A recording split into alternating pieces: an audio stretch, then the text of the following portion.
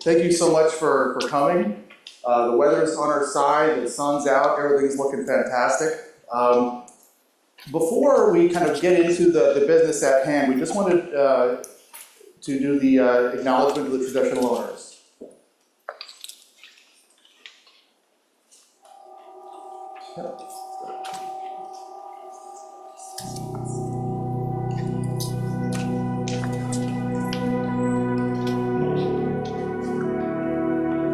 Balka be Balka, welcome in the language of the Yagara people. We acknowledge the Turrbal and Yagara peoples as the First Nation owners of the lands of where QUT now stands.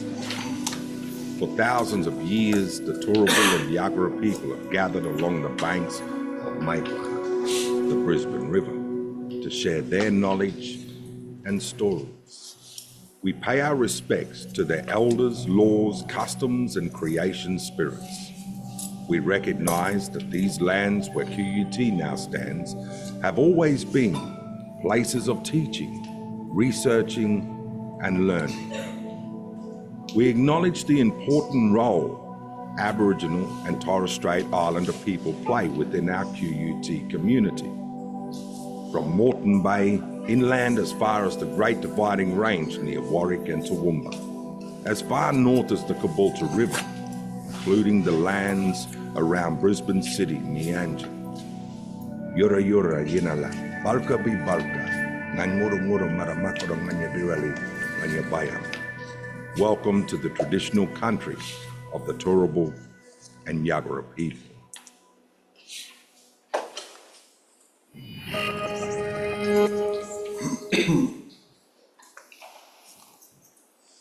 So yes, improving innovation outcomes in asset-intensive industries, and this is of course a discussion forum that is featuring our special guest today, MIT's Professor Alex Slocum. I'll be introducing him momentarily. A quick overview of where we're going to go with our time together today. A little bit of housekeeping on the front end here. If for whatever reason you need to have a little bit of a bio break, you probably came up to the elevator bank, you're going to go back to the elevators, and the toilets are kind of, if you're going to just keep to the left around the elevators there, then you'll find the toilets. I would like to invest only a few seconds in introducing myself, not because I guess most academics are accused of being narcissists. I don't know that I'm better than that, but what I think is materially relevant about my professional history is that I did work in asset-intensive industries for many years before I stumbled into academia, so I want to tell you a little bit about that. And then I want to kind of impress upon you that the topic of innovation, it is more relevant to the asset-intensive industries than it ever has been. So we'll make sure that we all have a shared understanding of how do we get to this place? What is changing in our respective industries that makes that true? And then, of course, the man of the hour, I'll bring up MIT's Professor Alex Slocum and explain why his is exactly the right kind of fresh thinking and perspective that we probably need if we're going to really wrestle these problems that we all share to the ground. Just on the front end, a few words about our valued partner for today's event, the Asset Institute. We have Professor Joe Matthew right here. Joe is the CEO and founder of the Asset Institute. They are an organization that is really, it's thematically very much linked to a lot of stuff we're talking about today. So if you haven't bumped into the Asset Institute before, I would urge you to check out this website here. They've got a lot of fascinating activities, a lot of activity in the research space, and trying to kind of make sure that best practices are kind of being disseminated throughout these industries. So if you haven't heard of the Asset Institute before, it's high time that you did. So just a few opening remarks about who I am. The part that I want to draw your attention to here is the fact that I kind of cut my teeth in the early parts of my career with Shell International. And I worked on oil platforms in the middle of the North Sea between Scotland and Norway. It was a great company, great career. They owe me nothing. I had a wonderful time there. That was kind of like the first act of my career, and then I came to TUT after that. I mention that to you because I'll kind of be talking in an inclusive voice about asset-intensive industries as I go through this. So I want you to know that when I'm talking about some of the sensitivities and the issues and the challenges of working in those kind of environments, I'm not just kind of looking at it, from vast distances through binoculars. I actually, was there on the front lines of working in that capacity. So that's why I kind of bring to this conversation the perspective that I do. Now, you might have seen that title, Asset Intensive Industries, and thought, well, what goes into that bucket? What exactly does he have in mind? And I mean it in kind of an inclusive kind of way, but it's a fairly disparate list to my thinking. Railways, they're probably in that group. The electrical power industry. By the way, we've got plenty of folks from Powerlink Queensland here today, so welcome to you all. In fact, we were impressed with the number of Powerlink folks that were on our list of attendees today, so much so that we wondered, will the lights go out today? Who's manning the switch? Is anyone there at the office? Should we be concerned? It looks like we're going to be fine. Oil and gas, mining. Now these industries clearly have some things that are obviously that make them different. But there are also some things that make them kind of similar. Among the things that bring them together, that they have in common, is that they involve lots of money. They usually require large capital investments, breathtaking sums to make practically anything happen, bless you. For your consideration, I pulled up the following from the internet only a few days ago. If we look at the Fortune Global 500 list of companies, which is probably needs no introduction, but just in case. It is the Fortune magazine. They make a ranked list of what are the largest companies in the world by revenue. And when we look at that list, one of the first things that comes into focus for us is that 6 out of 10 are what clearly would probably could be characterized as asset-intensive sectors. Energy, electricity, and fossil fuels. And if we looked at the list outside of the top 10, we would also see that big mining would quickly come into the frame. So when we kind of look at what are the industries on planet Earth that just take more money, we have that in common. So I see some nodding heads. This is something we're kind of like, yeah, that's right. I know in the oil and gas sector, for example, if you want to splash down with a platform in ultra deep water in the middle of the Gulf of Mexico, you're probably looking at an investment of $5–6 billion. What does it cost to open a new mine? Staggering amounts of money. How about a new railroad, right? Very, very large amounts of money. The other thing that we all have in common in the asset-intensive sector is that we have protracted time horizons. And there are some structural reasons why this is. And this isn't my thinking. I'm just going to shamelessly borrow from folks who have said it before me. Richard Newell from Duke University points out that the energy sector is unusually large, diverse, and complex. Richard Lester, a colleague from MIT of Alex's, said that it's big, it's complicated, it's so important, and therefore slow to change. So a lot of the things that industries like ours have in common is that they have been elevated in society's mind to the status of utility. And that changes very much the conversation about how we manage utilities and how we manage risk in utilities. Because when John and Jane Q. Public hit that light switch, those lights better come on. And if there's any interruption in the availability of that service, there's going to be problems, and they're going to take you out to the woodshed and give you a beating when they have an election. So we know that from history. We know that from how consumers have approached these situations in the past. By the way, in case we were kind of wondering about how slow do some of us move, Here's some recent evidence in an article in the Wall Street Journal from last year. If we wanted to make a new major mine, started today and said, we're going to, dig in this area, and our mining friends are nodding their head right now. You're looking at 15 to 20 years. And that's a bit of a problem because we needed those mined things yesterday. And they're telling us that best case scenario, it's going to take 20 years if we started today. And if we look at, this is evidence from the oil and gas sector.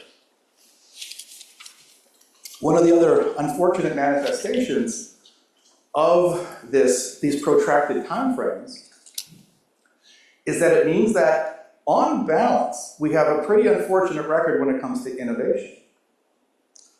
Here's data from the oil and gas sector, from the US government from several years ago, but I think it still resonates today.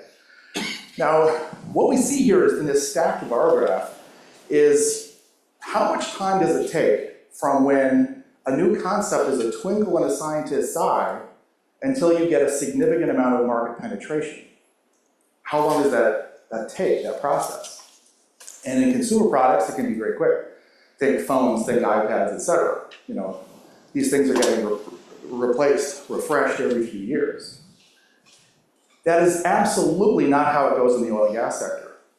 The time horizon for a new technology in that industry is that if you had that humdinger of an idea on your first day on the job as a paper hat trainee, on average, you will be retiring and getting a gold watch on the day when your idea is starting to get traction.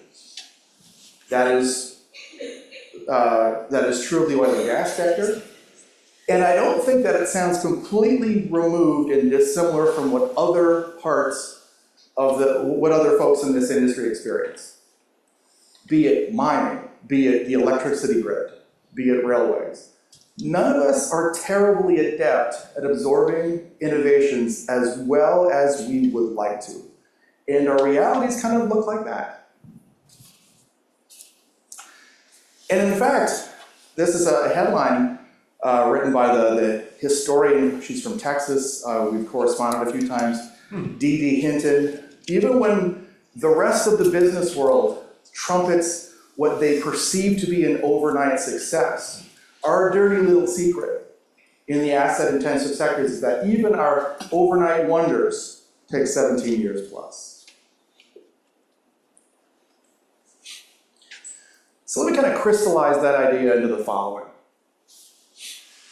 In the marketplace, there are industries that kind of gallop way out in front and move fast. I said consumer electronics, for example.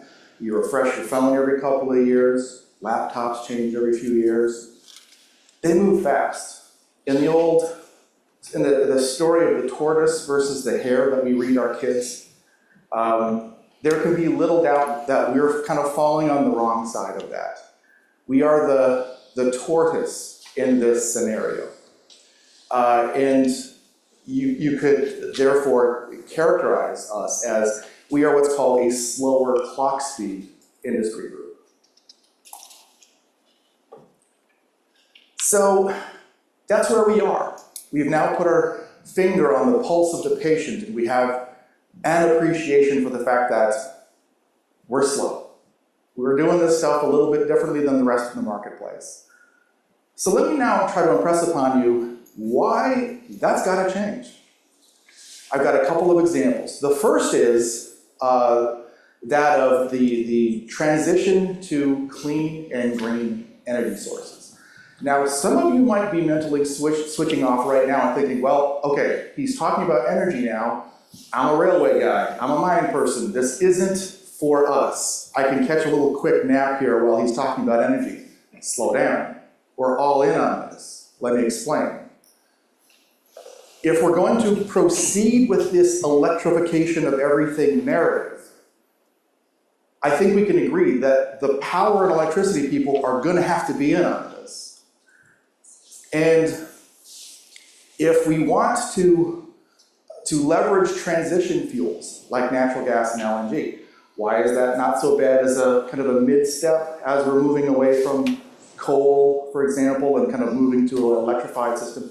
LNG, per unit of energy liberated, LNG and natural gas have half the carbon footprint that coal does. So they're a good transition fuel as we're kind of making our way to that promised land. So they're in on the story. Our friends in mining, I'll be kind of going on for a few slides to kind of impress upon us why mining is clearly in on this, but here's the summary of that.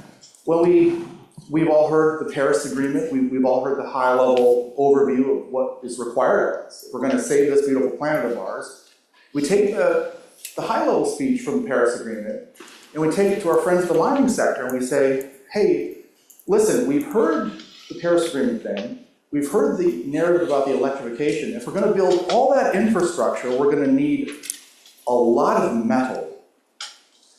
Hey, mining sector, are we on track for that? And they fall back laughing at how extremely unlikely that is in the current scenario. And so much work has to be done. So the mining sector is obviously an important mission-critical part of delivering the energy transition. Finally, the rail sector. Who's moving all that mining stuff around? The ores, the finished product, it's got to get around somehow. So the mining sector, the rail sector, they're going to have to be in on this also. So this is highly interconnected, this thing that we're trying to get to. Whatever we've said aspirationally about where we want to get with CO2 and greenhouse gas emission outputs, check out what's actually happening. What we see is, despite our better intentions, we're not only holding it at bay, we have been getting worse. And when we look at where our energy sources have been coming from, that renewables target that we desperately want to improve, that's the dark orange line that's kind of bumping off the bottom there. We're almost at 10% for renewables globally. So we should be very excited about the fact that things are headed in the right direction. We have so much work to do. We are nowhere near where we need to be. I spoke briefly about the need for metals and materials to build all that infrastructure that will require en route to delivering the Paris Agreement. An offshore wind project uses 9 times the minerals of a natural gas-fired plant of the same generating capacity. How much copper will we need? To get to net zero by 2050, we will have to mine more copper in the next 25 years than has been mined in all of human history so far. Again, don't forget that mining that nugget I just mentioned, that if you said, hey, let's dig, how long does it take until it's a functioning mine? 20 years or so. That's a problem when the target was 2050. And copper was the easiest one on the list. It just gets worse from there. Rare earth elements, depends on whose estimate here. This is kind of a consolidation of other people's estimates by the International Energy Agency. Some estimates say that the rare earth elements, we have to be mining almost 8 times what we're currently doing if we're going to get to the church on time with the Paris Agreement. Lithium, 40 times. Cobalt, 20 times. Staggering increases in some of these metals versus what we have historically been doing. So that's factoid number 1 about why we have to change, is that we have so much work to do if all we wanted to do was just focus on delivering the energy transition. And I've got some distressing news. That's not even the only thing that we have to change. That's not the only reason for why we have to get better at innovation. Another important part of this is that we see that the digitization of absolutely everything, and it turns out we are not immune to this. So the digitization narrative is also an extremely important part of what's happening here, and there's no person better situated to explain the ins and outs of that than Professor Kevin D'Souza. Kevin.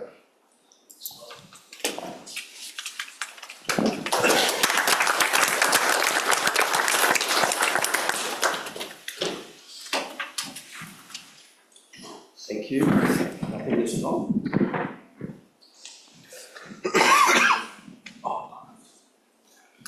All right, so it's my pleasure to share a few thoughts with all of you. Rob asked me to be extremely brief, and so I will try to do that. So,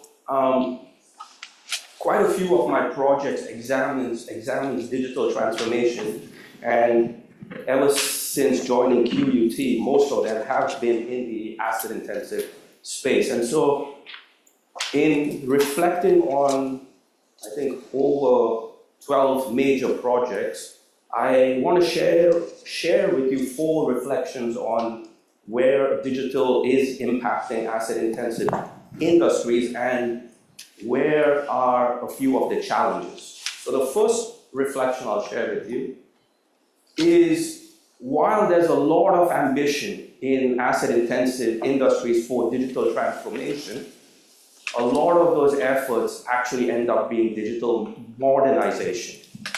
Digital transformation is very, very hard.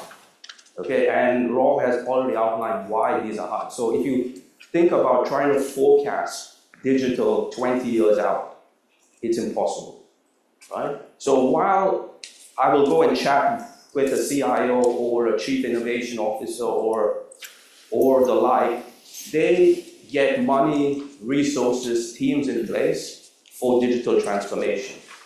And those projects begin as digital transformation efforts. But the minute the digital ends up interfacing with the realities of the business models, they end up becoming digital modernization. And so this is one of the big challenges for asset-intensive firms. If they are going to truly leverage digital capabilities, how do they actually get down to transforming their business? And Rob has already outlined why this is a major, major challenge. So that's reflection number 1. Reflection number 2 is, when we think about digital, in every other industry, things are becoming smaller. Things are becoming more component-based. Things are becoming more modular. Things are becoming more plug and play. Unfortunately, in the asset-intensive space, because of the nature of the operational technology and the digital technology, we keep running into this age-old problem.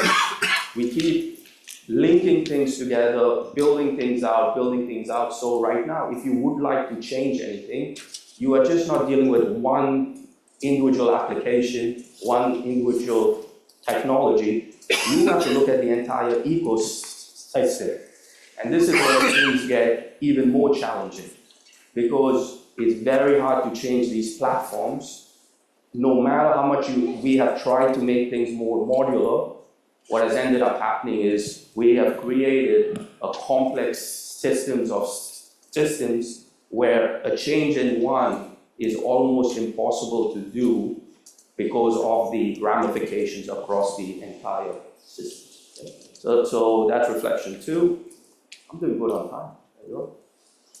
Reflection 3, right? One of the ways where we are seeing a lot of the innovation happen around digital technologies is the blending of digital immigrants and digital natives. Digital natives there are a few of them in this room. Not a lot of us were digital natives, but I see a few graduate students at the back.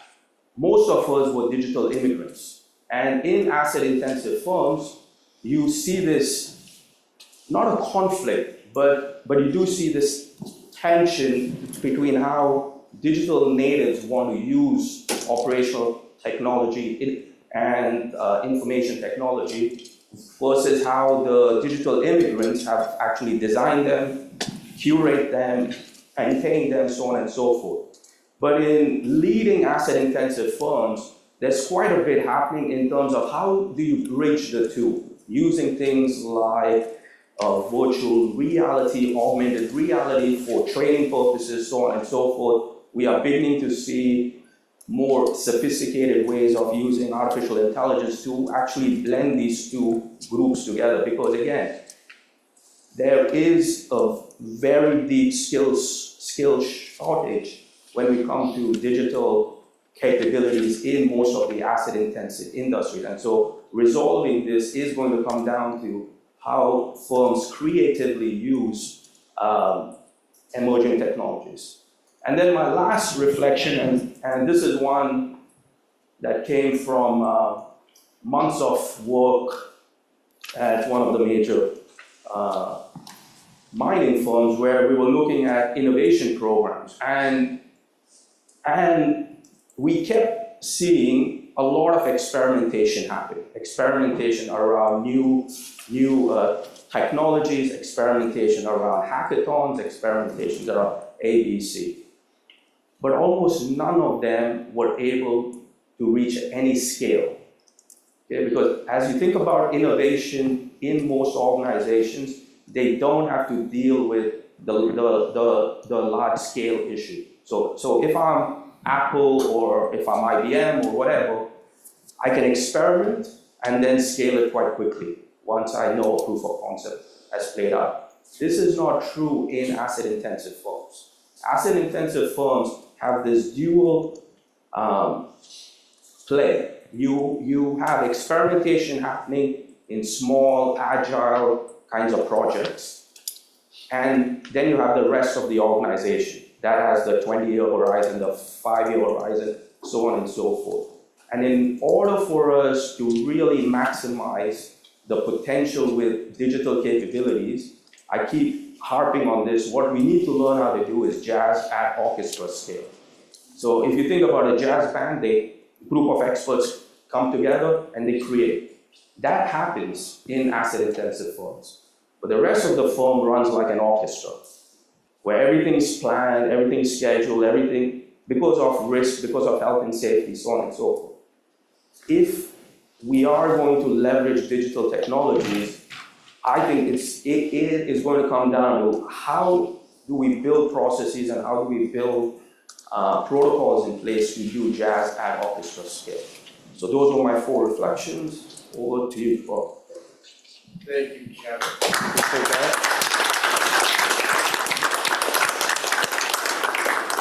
All right, so what time is it? We've now talked for a few minutes about some of the compelling reasons why change has got to happen. We can't continue to be sanguine about the way that we've been innovating until today, about the pace at which we have been innovating until today. So it's not enough for us to kind of go, well, hey, look, we're doing our level best, and that 5% per year increase pace that we've been doing since the dawn of time, well, we'll just keep hoping that that keeps happening. We're out of time. The rest of the planet can't wait for us to get done the things we need to do if we continue on that trajectory. We have to fundamentally blow things up and start over. So it's time for us, as I said, to stop being sanguine about the 5 to 10% gains that we have historically been okay with in our sector. It's time for X. What I mean by that, it's time for us to kind of start thinking in multiplicative kind of ways about, we gotta start doubling things and, by significantly, substantially improving what we're able to do as industries. I offer for your consideration Moore's Law. Gordon Moore was one of the founding fathers of the Intel Corporation. He passed away a few years ago, but he was there in the very beginning. I had the good fortune of working with Intel for several years on a whole range of projects, and I got to kind of meet some of that first wave of Intel folks, and some of the older ones. A lot of them were basically just folks that had been working for another company called Fairchild Semiconductor, and they just kind of had it, and they thought they could build a better mousetrap, so they went and made their own company. And here's what Gordon Moore observed a few decades into that journey, is he noticed that the density of transistors that they were able to shoehorn into a particular unit of area on an integrated circuit, that density had been doubling approximately every 18 months to 2 years. Doubling every 18 months to 2 years. And that trend had continued unabated from the 1970s to the present day. If you want to know how is it that we went from the Commodore VIC-20 to what today's computers are capable of, how could that possibly be possible? Much of that is owing to this, the unbelievable power of Moore's Law. And so, is there any physical parameter of what we do in the mining sector, in the energy sector, in the railway network, where we can say, oh yeah, that thing that was a problem for us, yeah, we doubled it in 2 years. We can't talk like that. There's no such example that we can think of. But we kind of need to start jumping out of bed in the morning and talking like the folks at Intel. We need to become obsessed with innovation like they are. Now, I am not, here's where I kind of promised you at the front end, I said I'm gonna tell you a little bit too much about my personal story so that I can emotionally manipulate you now and make you think that I'm not aggressively attacking you. I'm one of you. That was my point. I'm gonna play that card now. What I know is that asset-intensive industries are frequently dangerous. The worst thing that happens in Silicon Valley, if things kind of go sideways, is that they turn on the computer and they get that blue screen of death. We don't get the blue screen of death, we can get actual death.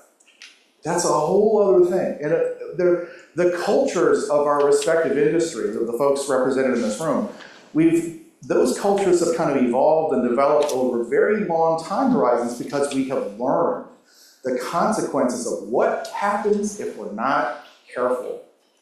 We have to be very measured and conservative. And we can't just run out into the field and, I'm gonna try something new and crazy. You know, we have to be very careful about these things or people are gonna get hurt. I get that. So, you know, my final bullet here, real world laboratory in your industry is exponentially more hazardous than somebody who's working in Palo Alto on the latest digital thing. So I'm not trying to blaspheme by saying that we should just copy and paste exactly what happens in Silicon Valley, and we should be able to pull off a verbatim replay of Moore's Law in what you do, where you do it. That would be ridiculous. I am not saying that. But that brings us to our discussion today. Cometh the hour, cometh the man.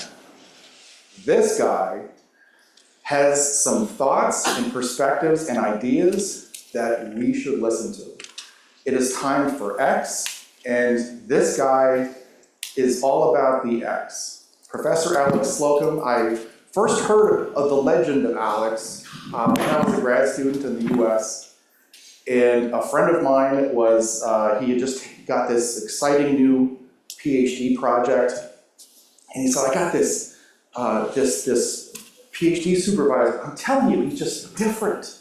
He just has a different way of looking at things that is, it's just kind of, it's a game changer. And I go, oh, that's nice. But I've kind of serially and repeatedly been crossing paths with this guy over and over the years. And a lot of puzzles have come into my mind as our relationship has kind of evolved over the years. First among these is, where does he get those shirts? I still don't know the answer. I don't know. I'm hoping maybe he'll drop that bomb today, maybe not. What I can tell you is this. He is the Walter M. May and A. Hazel May Professor of Mechanical Engineering at MIT. Check this out, 180 plus patents to his name. He's been looking down at a few junctures throughout my talk just now. He may be working on 181 right now. I can't wait to hear about it. He has developed 11 products that have received R&D 100 awards for being among the best new technical products of the year. He served in the Obama administration as in the Office of Science and Technology Policy. That's why when I was kind of looking at the photos there, I was thinking, one of those, I didn't have to go, the guy on the left. I thought, the guy on the right in that photo of two people, you probably didn't need an introduction there. Check this out. I think that this tells you a lot about what's about to happen here. One of the other reasons that we brought him over to QUT a few years ago is that I found out that he had another interesting trend happening. He has this capstone course that he teaches over at MIT for undergraduate engineering students. Most of us that are in charge of evaluating student capstone projects, they're the bachelor degree equivalent of a baking soda and vinegar volcano. You kind of go, that's nice, that's great effort, here's your C+, good luck, That's not what's going on over here. Coming out of this capstone course that he was running at MIT, he had undergraduate students who were coming up with ideas and cultivating ideas to a point of maturity where they were going on to become economically viable companies at an undergraduate thesis projects. And it wasn't happening once or twice, it was happening over and over again. I think that shows you a lot. So we brought him over to QUT, really just throwing a Hail Mary saying, can you teach us what the pixie dust is? What are you doing that is getting you those kind of results, and how do we get that going on over here? It is my absolute pleasure to introduce Professor Alex Slogan. Alex.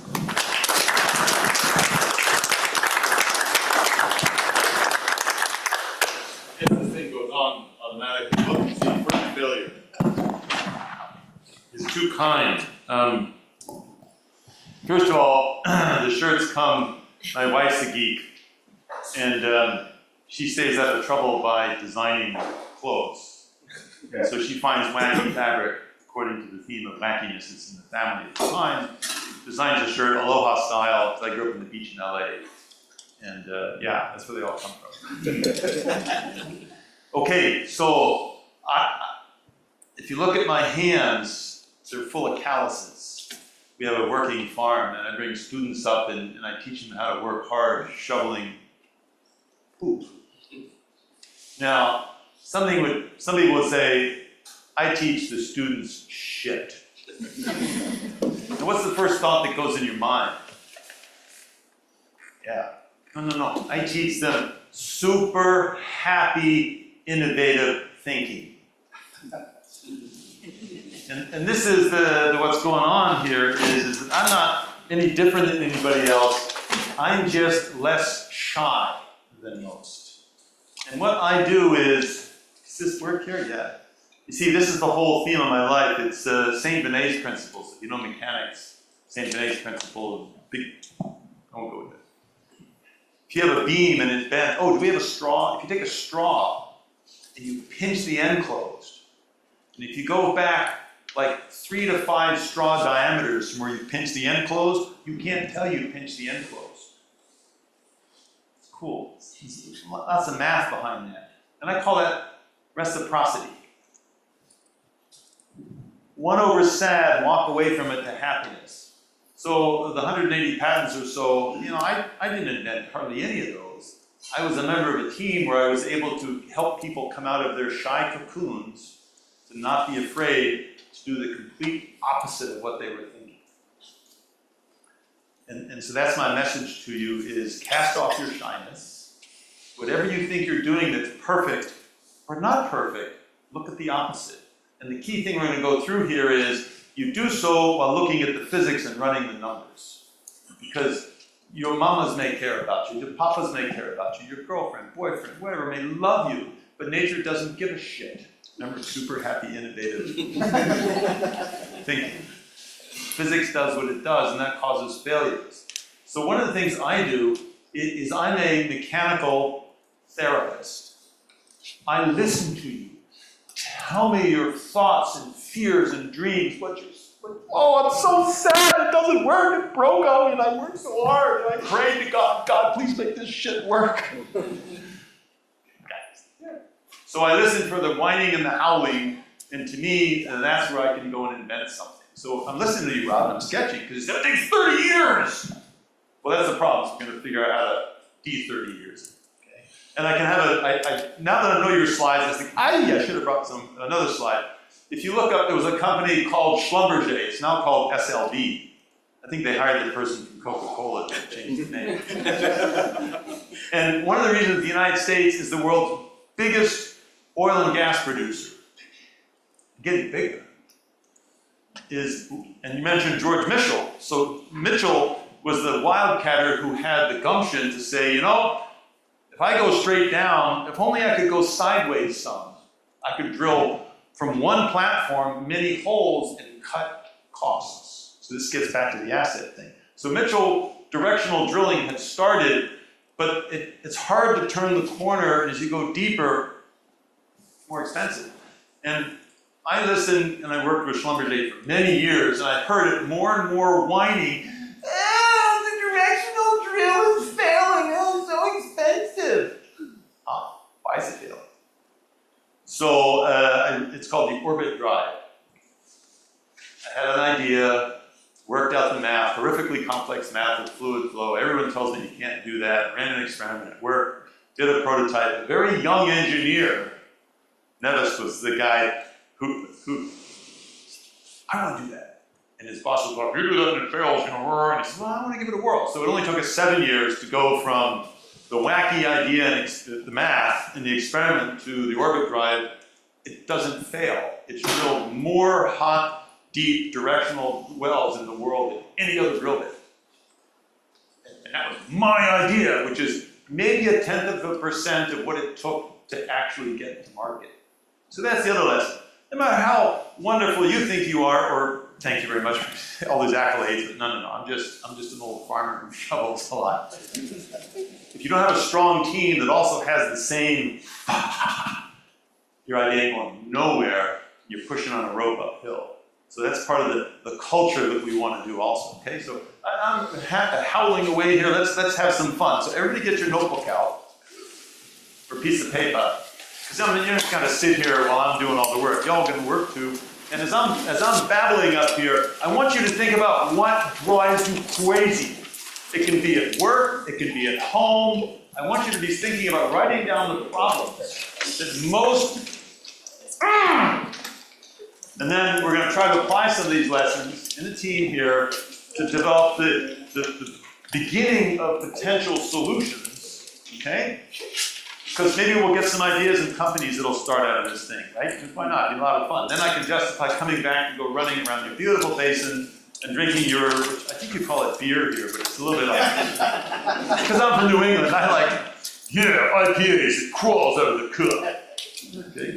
Y'all get an idea how we're gonna have fun, right? You see, that's the key. If you don't have fun, and you're not passionate about it, you shouldn't be doing it. So that's the thing, I just love to have fun. Okay, so precision product design is the class I teach, and really what it's all about is going through all this stuff you've seen. What do you want to do, resource allocation, and all the way to build and test. Uh-oh, and I think we got the wrong slide. Anyway, oh, these are the wrong slides. That's all right, I updated them. Where's Ellie? We picked the wrong ones somehow. And maybe I copied the wrong ones. Still work. But Should I change it? does it, Do you think you could make it work? I think somehow we gone, No, that wasn't. don't worry about it, have a seat. I didn't want to say shit up here because I thought people may get offended in that. You know what it stands for now. So the first thing is whatever area you're working on, you got to learn the physics. Okay? And when I teach design, it's when anybody here plays martial arts, any martial artist types, boxers? Yes. So when you see a punch come into your face, you don't stick your face in there and block it with your nose. Right? That's a bad idea. And you not only deflect it, it's a lot of work to take this other hand to come up to counterpunch. I don't want to spend any effort doing that, and I use money. So as I've deflected and the person is coming by me, I just happen to bring my elbow up and let their nose run into my elbow, so they destroy themselves. Very simple, very friendly.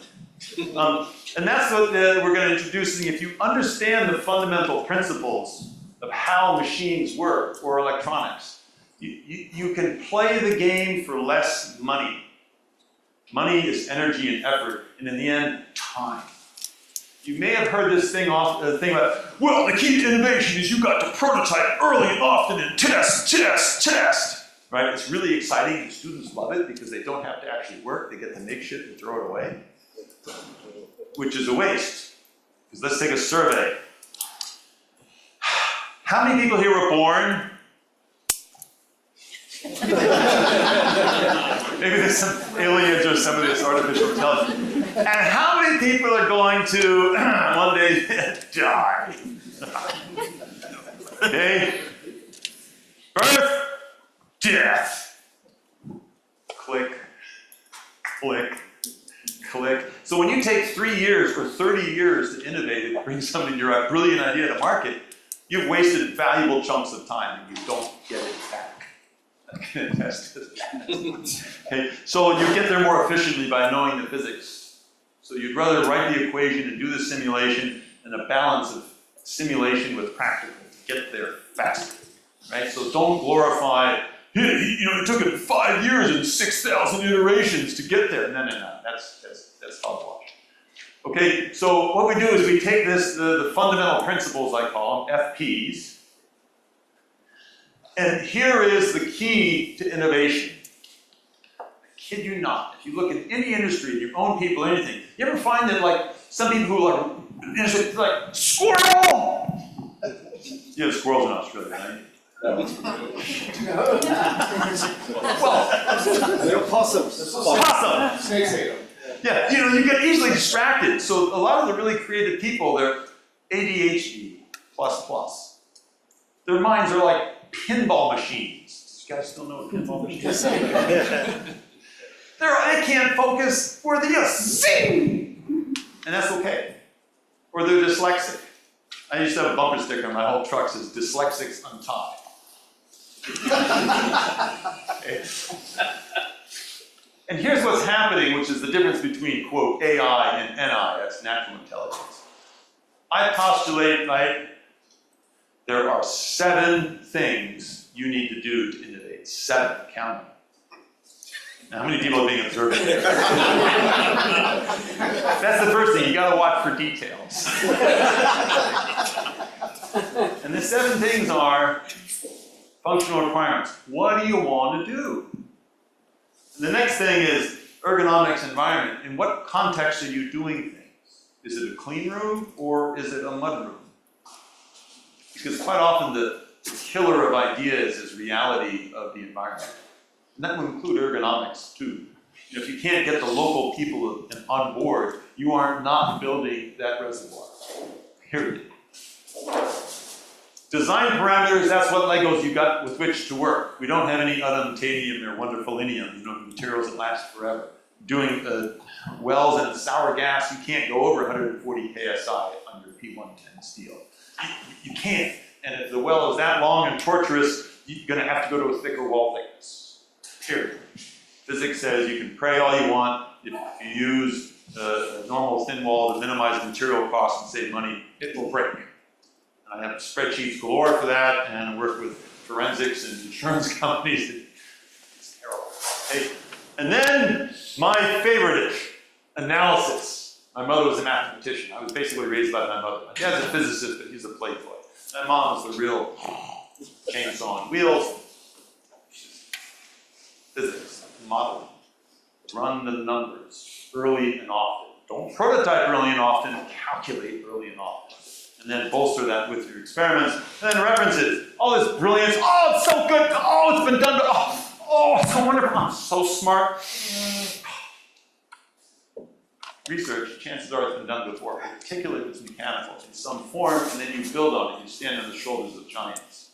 Okay? So one of the reasons I'm so good is I'm not afraid to say, I really don't know a lot. I just took that stuff over there and add a little bit of happiness to it. Okay? So you build on others and you be happy. And then risk. Do your risk assessment now, get rid of it. Dear God, please make this shit work.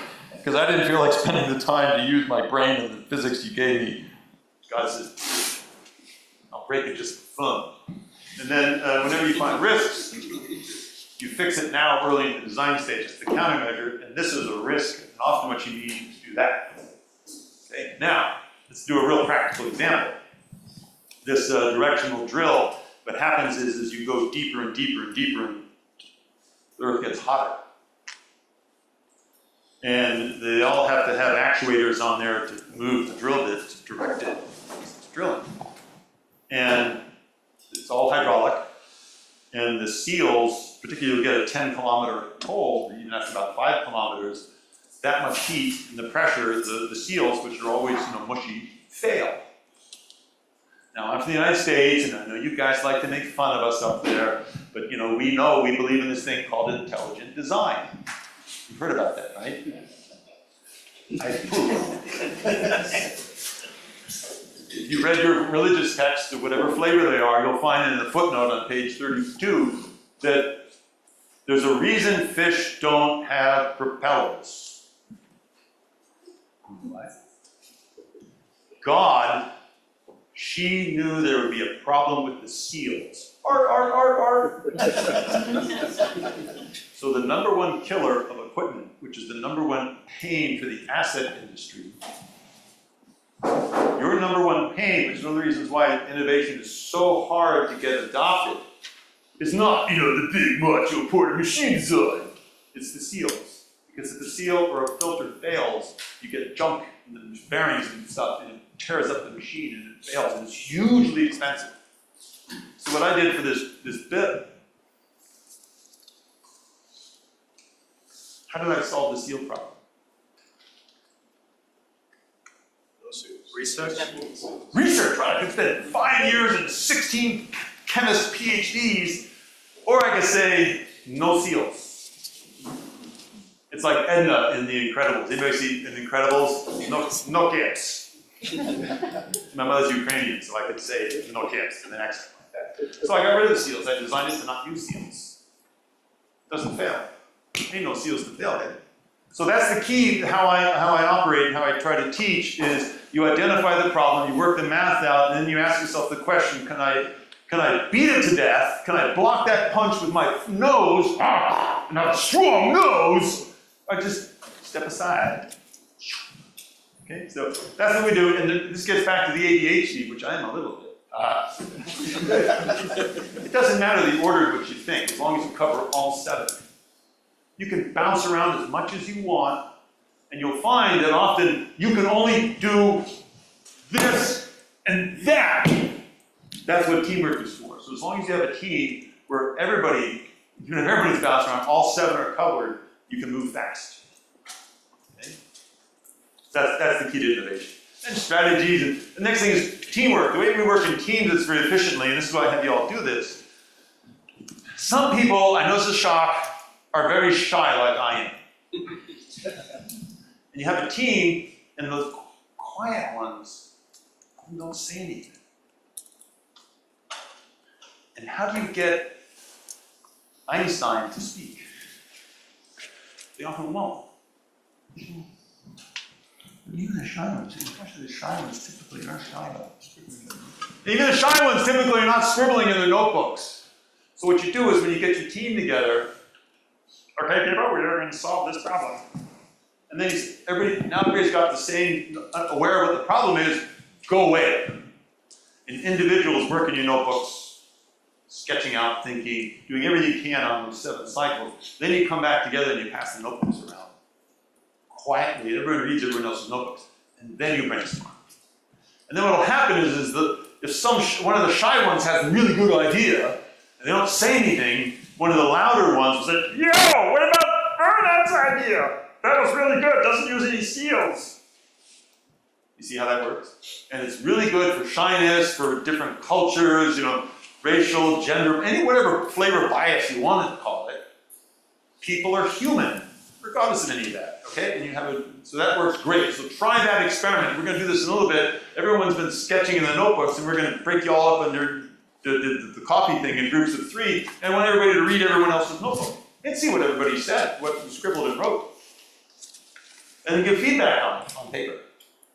And maybe during the lunch, we can group people by types of ideas that they were scribbling on. If you didn't scribble anything, well, just join something. Let's see if we get, what happens. Let's see what happens. Just for yucks. Okay, the next thing is, never stop being a kid. So my mama taught me this. So my wife and I, she's a graduate student, I was a professor, I was actually her professor. It's not so weird, I'm only 1 year older. Somehow, that woman got pregnant. We have no clue how that happened.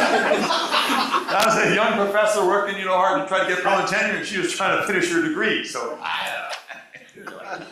okay, so we got this thing. It's a baby, and there's times when I'm doing that. Well, yeah, but I have to teach my class. Now I'm stuck with that thing. All right, kid, stay. Dad is typing. Can't work with this thing. It's terrible. And my mama, she said, yeah, get a giant sheet of paper and put it on the floor and take your crayons and put the kid down next to you and do whatever work you have to do while the kid is next to you. So, the kid is crawling around, scrunching up, thinks it's a howling lot of fun, giggling and stuff because dad is. And I'm designing machines using crayons, so when I teach class, a gear becomes a flower, and I can make animals out of most mechanisms. The kid is having fun. Anyway, fast forward, the little baby Alex, that's my son Alex Jr., is now this way. Now we've got a kid that's not my granddaughter, is still my granddaughter. And so when I'm watching the grandkids, I still do this. It works. And it's a really interesting thing happens. I don't take drugs. They sound you may not believe me. But I do take endorphins. And when you're in that situation, it's funny. The kid is laughing, having a good time. Your brain chemistry changes. And now you think different because you changed your brain chemistry from when your brain chemistry was stuck. I'm at work, I'm serious, I'm a professional, I'm wearing a tie, I will think creatively. Yes. Nah. So the same thing on long runs. I do a lot of long runs and stuff. Change your brain chemistry. Okay? And now the other thing is you can have a career, you can be with the family, you don't have to be at work 12 hours a day, you're happier, you'll be more successful than if you were forcing yourself to be miserable. Okay? So that works, it really works. Okay, and then exercise, get the blood flowing. I like doing long distance running and triathlons and stuff, and I'm usually thinking of stuff. But do not think while riding your bike. Bad. If you're swimming, you think, remember, turn. The next thing is be prepared, so I'm constantly reading everything. I don't have any video games. I have games of like going through catalogs. Okay, and then reciprocity rules. Okay, now let's get to some case studies. Any questions? See, it's really simple. You just have to be a kid and have fun. And if anybody says, this is the way you're supposed to do things. Okay, all right? And it works because it gets your natural endorphins going. All right, so get it? Mining, innovation, the MIT. See, we're going to mine some innovation. We're talking about innovation in mining. See the dyslexia, how we're doing things? Whenever anybody, the only game you should be playing, this I had to drop out of high school because I was so bored. I couldn't stand it. So I would, whatever the teacher would say, I would flip it and then figure out how to ask a question that would drive my teachers nuts. We were thinking this at dinner last night. So I had this English teacher, Mr. Aiken, about 2 or 3 weeks into the semester, and he said, Alex, come up here. You're very disruptive. Yes, you raise good points, but it's very unsettling for the rest of the class. I'll make you a deal. You go to the library during class. Do not come back to class. You do anything you want in the library. Just promise me you won't leave the library for class time, and I'll give you a B. Deal? Deal. I go to the library, read books, and do homework. Whee! It's such a good time. Okay. All right. All civilization comes from raw materials. The problem is you got to mine it. And you're going to destroy civilization. You can work the numbers out. The human race is doomed. That's it. Game over. So you might as well hit the button, nuclear war, start over, fresh and minty now.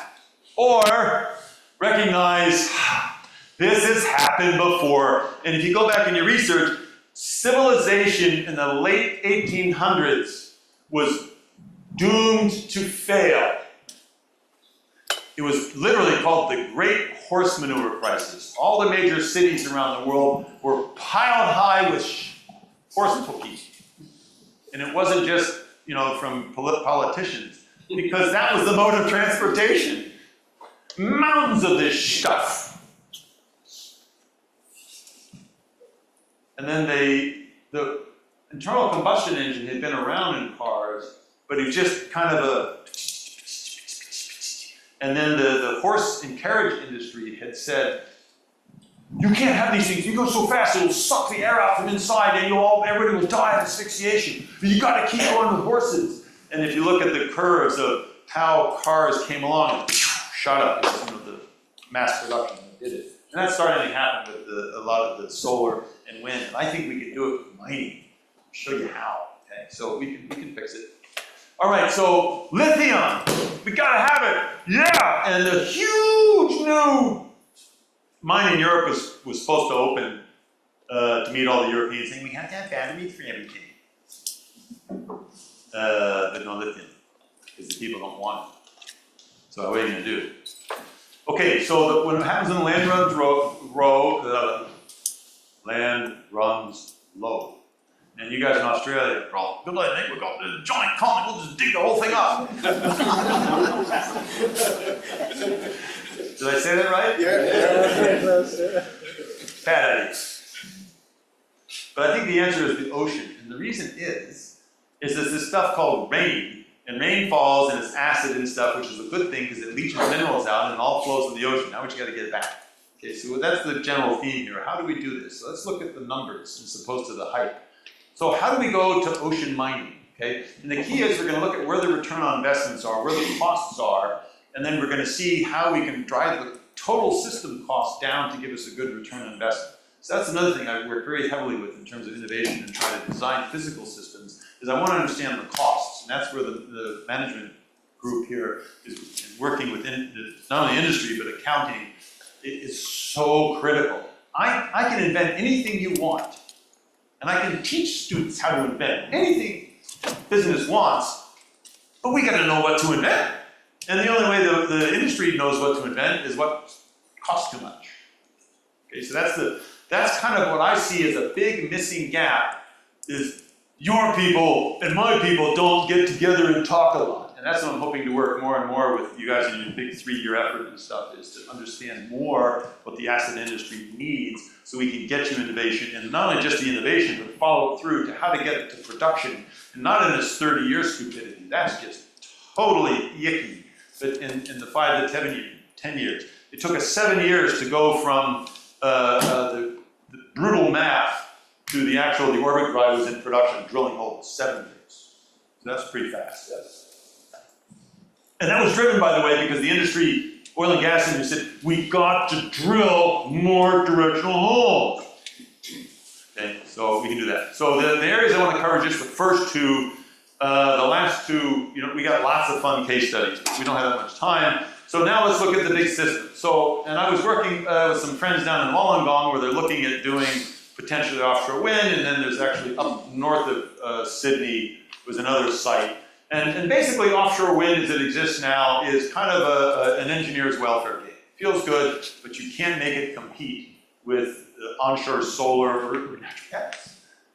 So you gotta look at it as a system of, you gotta have renewables, you gotta have batteries, or you can have, and what's a battery? So the way this collage-ish thing works is a system, and remember you also have to have community buy-in, is your renewables pump energy from the sky, and when you have extra energy, you pump water up to a reservoir. That's old. Everyone knows pump storage hydro.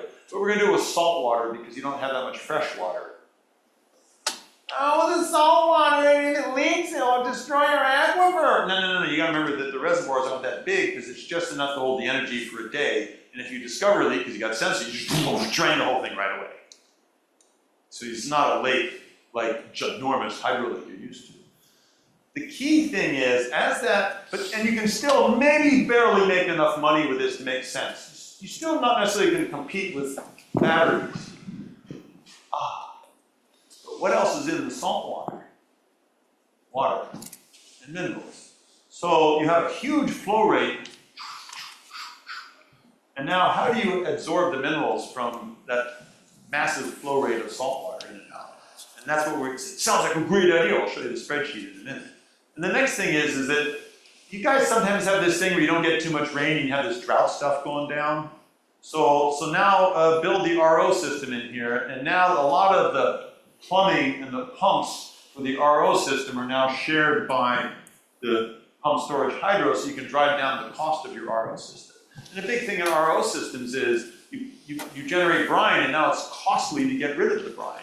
You can't just dump it in the ocean and kill everything. Aha! God is on your side! How's that for a good Southern Baptist revival? we're gonna have an Australian energy revival. Yeah! You're gonna do this, y'all gonna rot in hell. Actually, burn in hell is coming right here in real time. That by combining everything and there is no waste, well, you know, how much water does it take? See, if you've been reading here, you'll see. The amount of water you need to pump uphill to store enough energy for one person for a day is about 20 cubic meters. You need about a cubic meter of water that you need to desal to get the 500 liters of water that person needs. You need 500 liters of water a day because it's not just you shaving in the morning or your teenagers taking hour-long showers. Oh my goodness. It's, for all the industry and the food and everything. So that's what you kind of allocated out. So now you get half cubic meter of salty, toxic brine that you have to build this 10, 15 kilometer pipeline out deep into the ocean to slowly percolate it, or you just mix it with the 20 cubic meters of water that's coming through the turbine, and you have instant watering down of the brine. You can flush it. You don't need the pipeline anymore. You see the game we're playing at now? When you build an economic model for a system, you'll identify costs. Now you build the economic model for each of your different systems you wish you had, and you look and you see, where is sadness, can I turn it into happiness? I call it symbiotic engineering, and any farmer knows this. We have fruit trees. We don't spray it because we have chickens that walk around the fruit trees and eat. And the fox goes, ha, but we have Great Pyrenees dogs. You don't mess with a Great Pyrenees dog. And then you get rats with chicken coops. So that's why we have the Cairn Terrier. He eats the rat. Vicious little thing. So cuddly. Okay, you guys get the picture how we do this? So that's what we need to do, not just one industry, but across industry. So I'll flip through these so we can do this. Let's look at what else is missing. Minerals in the mining. So full assessment. Let's look and see all the minerals in the periodic table and what their concentrations are in the ocean, what the cost is per kilogram, how much you get back. And also you have to look at the efficiency. I just put in 1%. It may scale. That's the innovation. How do you get better absorbance? And how many kilograms a year, dollars per year in the world production. So it doesn't do any good to say, oh, look, we can make all this money with actinium. Yeah, no, the world doesn't need that much. So you also got to be aware of the totals. Anyway, let's pick out some of the top ones. Cobalt, we heard that's a good one. Copper, we heard that's a good one. Gold is always a good one, but there's not that much in the water. There's lots of lithium in the water. There's actually quite a lot of uranium, and a big one also is vanadium. You need that for high-strength steels. And if you start looking at milligrams per liter, what the cost is per kilogram, these different extraction efficiencies, you can start to see where the money is. And in the short term, the biggest money is from lithium. Let's pull the lithium out. Cobalt, you have to have very deep water, because that number for cobalt looks really low in terms of this milligrams per liter. In the top 100 meters of the ocean, there's very little cobalt, because the green stuff out there brings the cobalt in. If you go below 100 meter depth, the numbers for the cobalt are 3 to 5 times higher the concentration. Okay? So now we get some focus. So now I say, okay, how do we reduce the cost of the adsorbents that we can pick up the lithium from the water? There's some pretty good ones out there, but now it becomes the opportunity. We can justify building this machine to the current adsorbents, but let's design the machine so the adsorbents are, this is like from the semiconductor industry, the lesson. I can design my laptop computer, and when a better memory chip comes out, I can pull out the memory card and put in a new ultra-lotta memory card. So we're going to design our systems to be modular, so when you get better innovation in the adsorbents for mining, you just swap them. Okay? And I'm not gonna run through all these numbers, your brain will melt, but this is the kind of detailed calculation to go, the size of the lake, the different shapes, your PV electric, you start running what if scenarios on wind and PV, and in the end we get down to examples of, okay, if the sale price of electricity were 25 cents a kilowatt hour, that's what I pay. I don't know how much you guys pay. Okay, so not about-ish. And then water, $2 per cubic meter. No way, I'll never pay that. I pay 10 cents a dollar per cubic meter now. Yeah, but that's because it's super subsidized by the government, so you waste like crazy. Has anybody been to the airport recently or one of those little easy shops? How much do you pay for a liter of bottled water? It's like 4 times the cost of petrol. You think I could pour in my car? No, it doesn't work. So anyway, and now watch this. I'm going to look at the capital costs. It's about $1 per installed nameplate watt now. The pumped hydro, it's about $5 essentially per installed watt. The lithium-ion battery would be about 2 to 3 perhaps now. But you can't do a black start. You don't get the advantage of the minerals. But we go through all this. Oh, you can't see it down here. And the RO system is not that expensive. But it works out that with all this wonderfulness, the net annual return when we work it out is maybe 3.6%, which is, yeah, kind of marginal. Probably won't be able to sell that. Huh. Shit. But watch what happens when you include pulling the lithium out.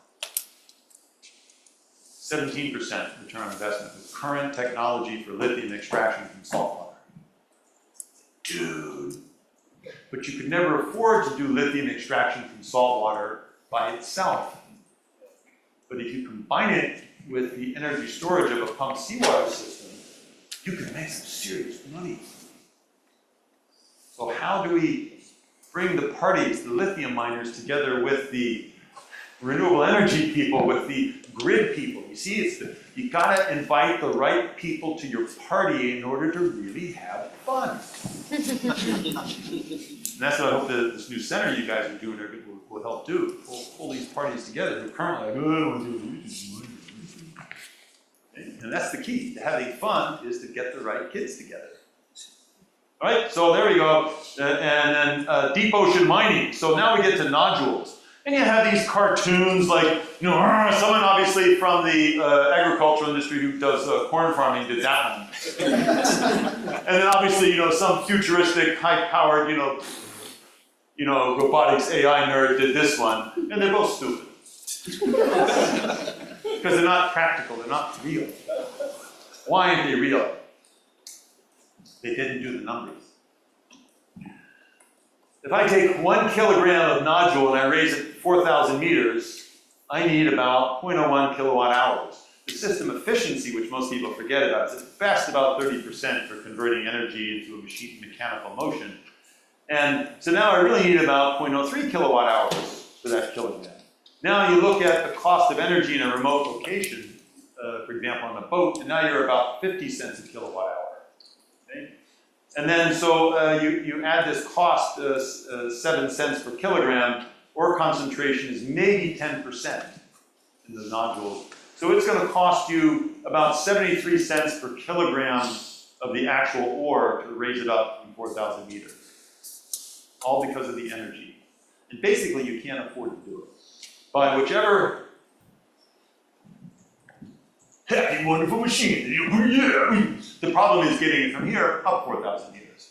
So my friends in the oil and gas industry, people say, yeah, well, they do it all the time. We're going to use artificial lift. Good. I know how those machines work. I worked in deep water. How many tens of thousands of horsepower pumps do you need? You actually need about 10 Cat 1,500 horsepower diesel. You basically need a frac station out there running the artificial lift. Do you know how much diesel that burns out? My goodness. And now you got plumes everywhere, and then water. Duh. So we're going to do symbioticness. I'll shut up soon, don't worry. So you see these cute little pictures of here's artificial lift, and these guys know it. We're going to use a bag. Okay, now there's this little physics thing going on. Anybody hear a scuba diver?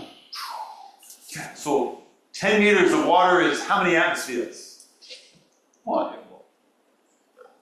4,000 meters is 400 atmospheres.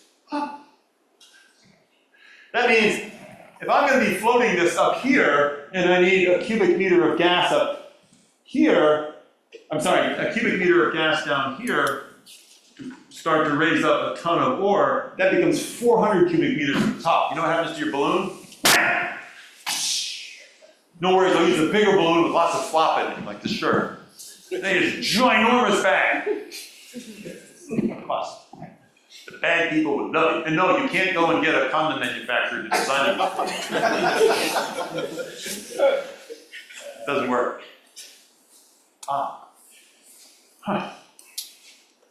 One over sat equals happy. Energy, energy, energy. So here's the problem. Here's the solution. There is a solution. You can guess who that is. And that's my son, Jonathan. And his doctoral thesis was on how do you treat aluminum to react with water, because aluminum wants to go back to aluminum oxide. Aluminum has the same energy density as diesel fuel. And people have been doing this for many decades. Oh, look, I take the aluminum and I rub some eutectic, some gallium on it, and it reacts. And I put it in water, it goes. Fantastic party trick. Very expensive. No one has figured out how to do it in bulk. And it doesn't work if you have seawater. Now, how many people have been told, don't pee in the pool? What happens when you pee in the pool? The urine reacts with the chlorine and makes some really toxic stuff. So it's not just that you let it down. It actually neutralizes the chlorine. And the reason that this reaction doesn't work in salt water is the chlorine ions short circuit the water aluminum reaction. So you gotta neutralize the chlorine ions somehow. So that means you can actually mix urine with the aluminum. Of course, we did that for fun. Remember, if you ever go camping, and this is mostly a guy thing, because you say to the young scouts, now to put the fire out, you don't have any water, water's scarce, so pee on the fire. It's hard for girls to do that in general. Although there is this little thing called the Lotus that was developed for women fighter pilots and campers. It lets you direct. The technology comes to the rest. Man, some people are really ADHD. But my grandma told me, the world is awful because you're going to die early from cancer because of all the free radicals out there. So what did your grandma tell you to do about the free radicals?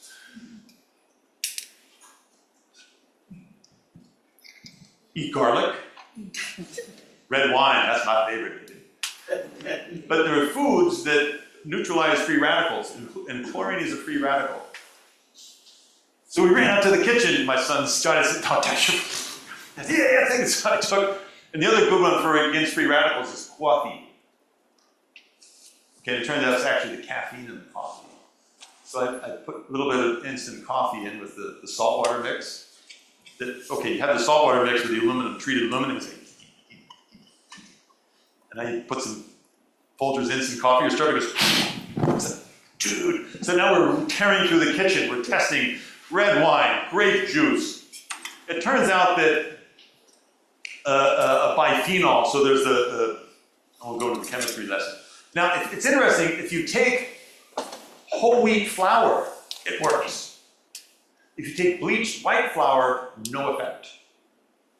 So any naturally occurring, kills free radicals food item will make salt water react like crazy with aluminum. We'll treat aluminum. We have a couple fundamental patents on that one. That's a goodie. So the moral of the story, you see this blue bag here? So that's called a pillow tank. Okay, that's about a 100-gallon pillow tank. And we put in that 100-gallon pillow tank 10 kilograms of aluminum fuel, and it reacts within 2 to 3 minutes. And it actually works out to 2,000 horsepower per 10 kilograms of plastic bag. It's pretty wild. Ginormous balloons that'll then take weights way up high. That was developed for balloons and stuff. You can imagine who funded it and why they funded it. But the moral of the story is that's what we propose, and so now let's work the numbers out. So I'm sorry this got cut off down here. Your robot would descend with aluminum fuel. The aluminum fuel reacts with the salt water, generates hydrogen. and it's pressure agnostic. If you put 400 atmospheres of pressure around this thing at the bottom, even 4,000 atmospheres will not quench the reaction. It's a chemical reaction. So that hydrogen now is the pneumatic pressure for pistons. Whatever you want to do, don't do electric, use pneumatic.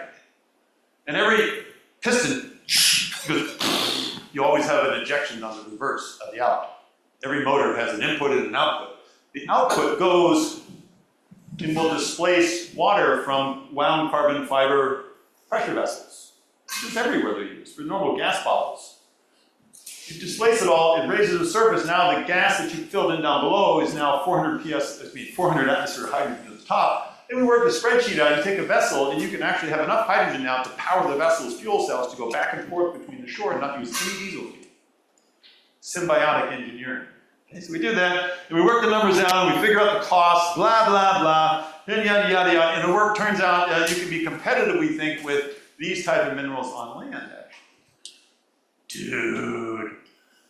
Okay, so we still need some innovation on how to pick it up. Are we going to use the robots or a combine harvester? They're going to be powered by the hydrogen gas. Okay, so we're done. And then trash your treasure. Can you harvest this invasive growth? And invasive growth is horrible, but don't landfill it. And I can't remember who I was talking earlier. The biogas.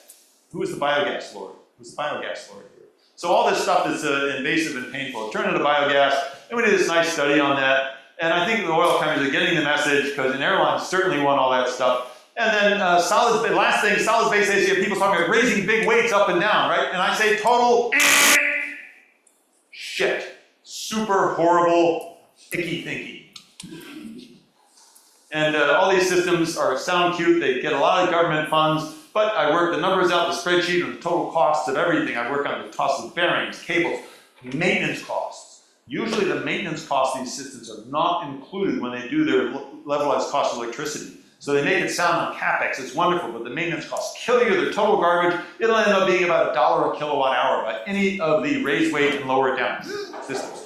Do not do that. Stupid, stupid, stupid. I don't care if big venture capitalist from Silicon Valley, his initials VK, wants to invest hundreds of millions in it. It's really stupid. There you go. Okay, I'm done. Hello, goodbye. Let's have a lot of fun later. See this stuff with the crane? What a moron. Thank you very much, Jack.